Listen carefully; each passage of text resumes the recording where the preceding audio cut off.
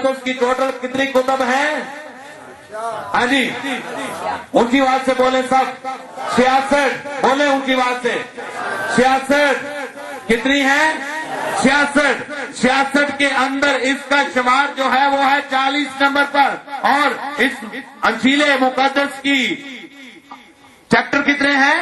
28 باب ہیں۔ کتنے باب ہیں؟ کتنے باب ہیں؟ آئندہ بولے گا تو نہیں۔ کتنے باب ہیں؟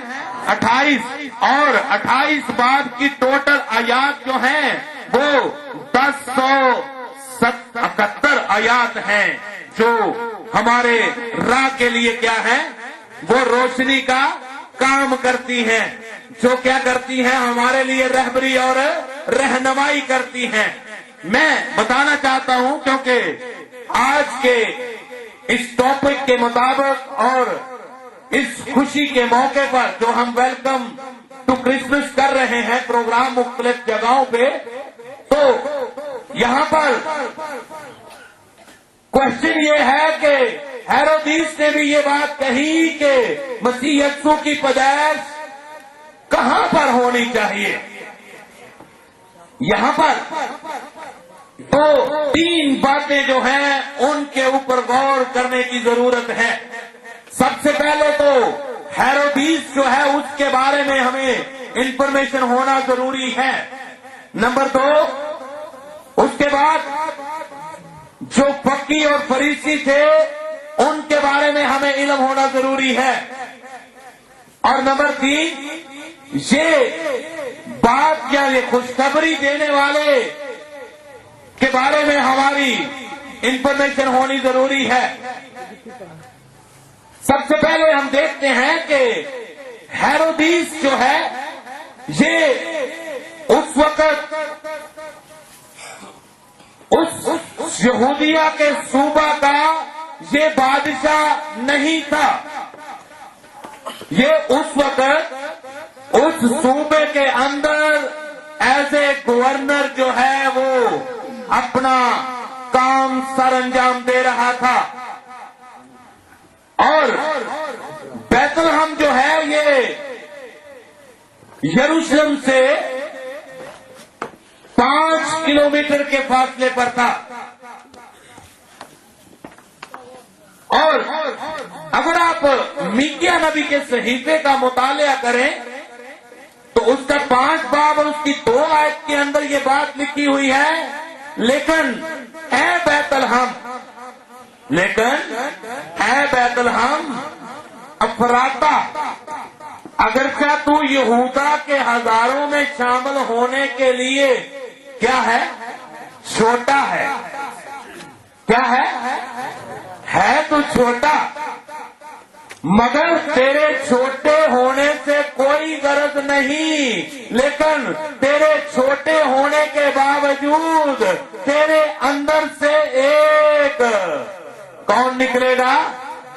ہاللویا، لکھا ہوا ہے کہ وہ تو چھوٹا ہے تو بھی تجھ میں سے ایک شخص نکلے گا۔ کون نکلے گا؟ ایک شخص نکلے گا، اور میرے حضور کیا ہوگا؟ اسرائیل کا بادشاہ ہوگا، حاکم ہوگا، اور اس کے مصدر زمانہ سابق قدیم الایام ہوں گے۔ اور خداوند یسوع المسیح نے ہی اسی بات کا دعویٰ کیا، میں اول بھی ہوں اور آخر بھی میں ہی ہوں۔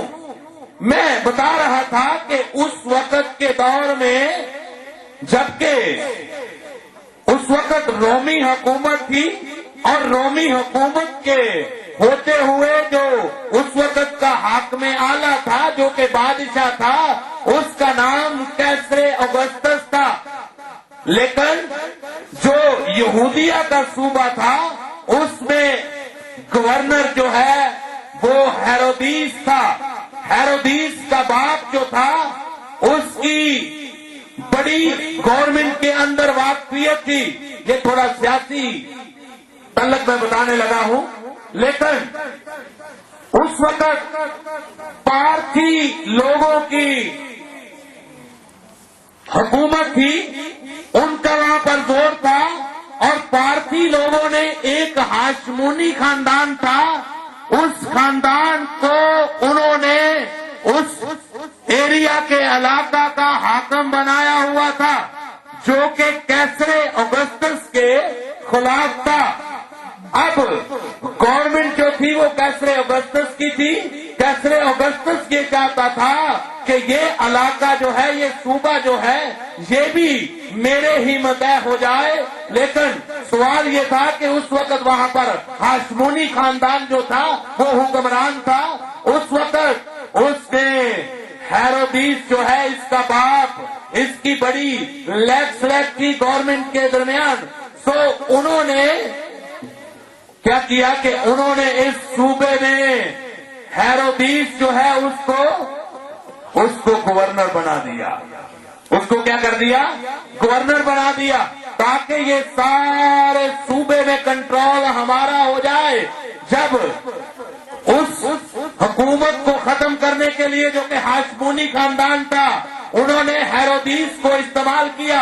और हेरोदीस, क्योंकि इसका बाप जो है वो यहूदी नहीं था, लेकिन इसकी माँ जो थी वो यहूदी थी, और यहूदी होने की वजह से इसकी यहूदियों के साथ बड़ी वाकफियत थी। और जब ये गवर्नर के ओहदे पर फाइज था, तो उस वक्त इसने उस इलाके के अंदर बड़ा अमन और चैन की फिजा जो है वो पैदा की।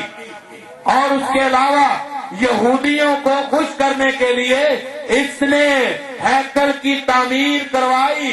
जब ये स्टेट डेवलपमेंट के काम करवाए, तो सारी आवाम जो है वो इसके पैरों हो गई, और हाशमोनी खानदान जो था वो बरसरे इक़्तिदार न रहा।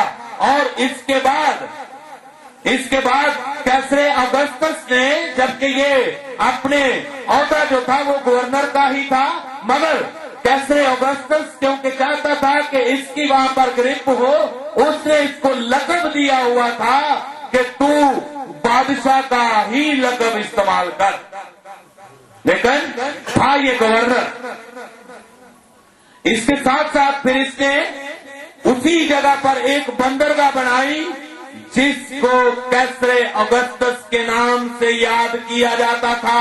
और इसने उस बंदरगाह का नाम भी कैसरिया बंदरगाह रखा, जिसकी वजह से गवर्नमेंट के अंदर इसकी और भी पोजीशन जो है वो मजबूत होती गई। और इन सारी बातों के बावजूद इसकी ख्वाहिश ये थी